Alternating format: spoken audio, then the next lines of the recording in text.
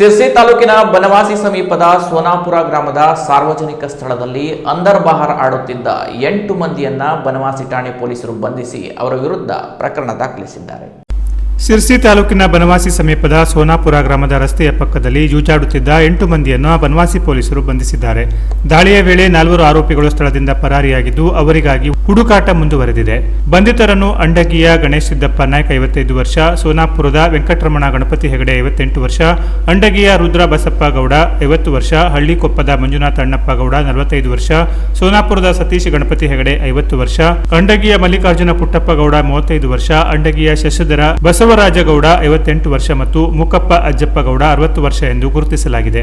ದಾಳಿಯ ಸಂದರ್ಭದಲ್ಲಿ ಸುಬ್ರಾಯ್, ಅಮರ, ಚೆನ್ನಪ್ಪ ಹಾಗೂ ನಾಗ ಎಂಬುವವರು ಓಡಿ ಹೋಗಿದ್ದಾರೆ ಎಂದು ಪೊಲೀಸರು ತಿಳಿಸಿದ್ದಾರೆ. ಕಾರ್ಯಾಚರಣೆಯ ವೇಳೆ ಜೂಜಾಟಕ್ಕೆ ಬಳಸಿದ್ದ 11,100 ರೂಪಾಯಿ ನಗದು ಹಾಗೂ ಇಸ್ಪಿಟ್ ಎಲೆಗಳನ್ನು ಪೊಲೀಸರು ವಶಪಡಿಸಿಕೊಂಡಿದ್ದಾರೆ. ಈ ಸಂಬಂಧ ಬನವಾಸಿ ಪೊಲೀಸ್ ಠಾಣೆಯಲ್ಲಿ ಪ್ರಕರಣ ದಾಖಲಿಸಲಾಗಿದ್ದು ಮುಂದಿನ ಕಾನೂನು ಕ್ರಮ ಕೈಗೊಳ್ಳಲಾಗಿದೆ. Canara plus news, Sirsi.